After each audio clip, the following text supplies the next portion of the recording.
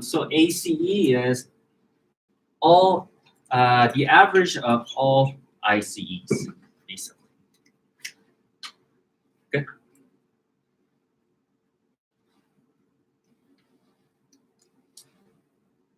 So it is also called average treatment effect, or ATE, or total causal effect as well. Good. And ATT here is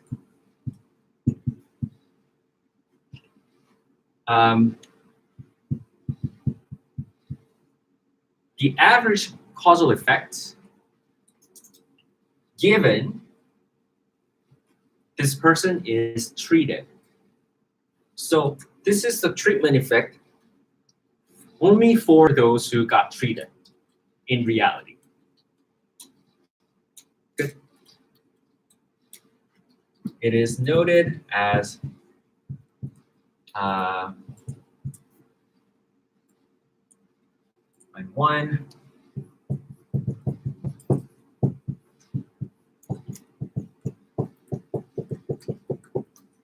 Okay. It is noted as expected value of the potential outcomes of when they are treated for those who are treated in reality, minus the expected outcome of the cases when they are not treated, they were not to be treated, if that's a sense, for those who got treated in reality. So this is factual or observed ones. This is counterfactual. This cannot be observed in reality.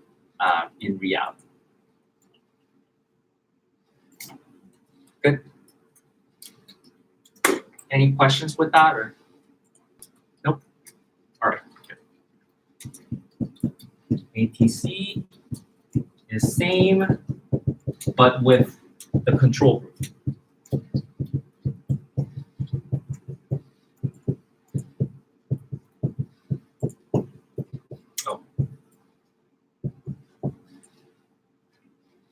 So now this is counterfactual, and this is factual.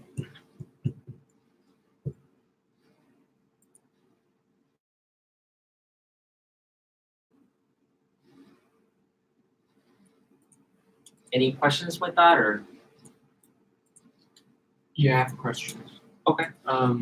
Yeah, that question may be really weird. So I just wonder about if I want to display all this AC, ATT, and ATC in a graph mathematically. Oh, we'll cover that in a minute. We're not at the end of the section, so okay. But yeah, we'll use a table. So can you hold that question like at the end of the session? So it can be more conjunction with the example. Good.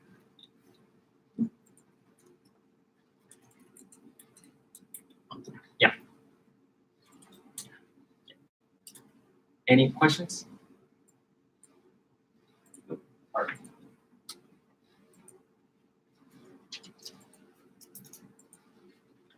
And ACE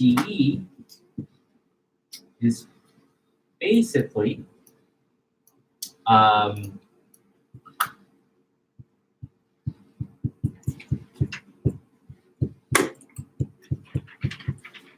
it's a weighted average of ATT and ATC.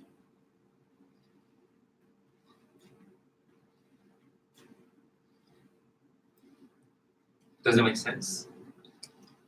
Because let's say we have, so the causal effects on the treated group is 3. And then the causal effects on the controlled group are 0, for example. Okay. And then if there's a lot of people in the treatment group, then the average causal effects would be larger. But if there's a lot of control cases versus treated cases, then the controlled group's causal effects would mostly drive the average causal effect as a whole. Does that make sense? Yeah, all right.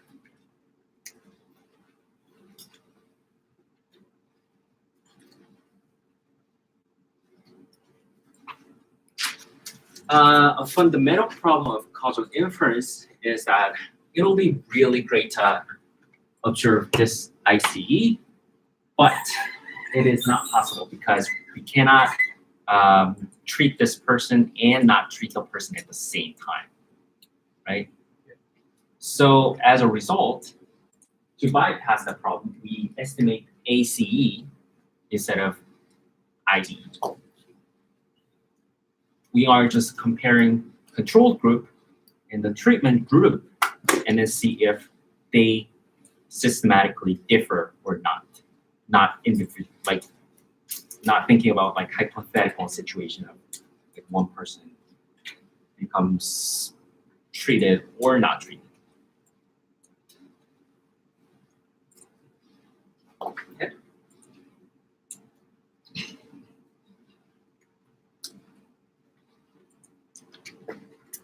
Any questions? Nope. All right. With these terminologies in mind, we covered how associations are not necessarily causation, right? This is mathematically demonstrated by comparing ACE and naive comparison. So naive comparison is potential outcome of y prime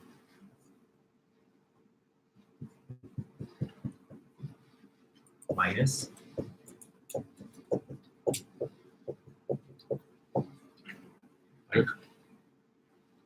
the observed outcome for those are treated, and the observed outcome for those are not treated.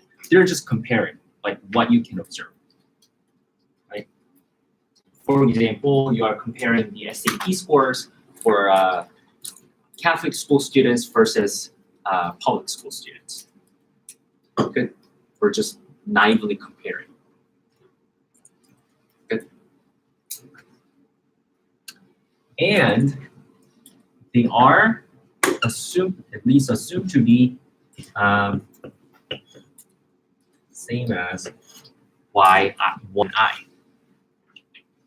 because they're assumed to be treated, right? For those who are treated, yi, which is the observed outcome for those who are treated, is same as the potential outcome when they are treated. Does that make sense? Yeah. And then for this one, for controlled cases, the observed outcome is same as potential outcomes when they are not treated. Good. Yep.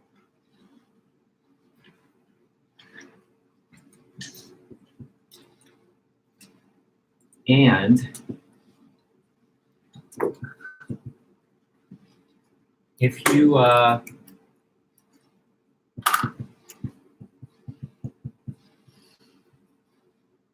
add and subtract the same numbers here,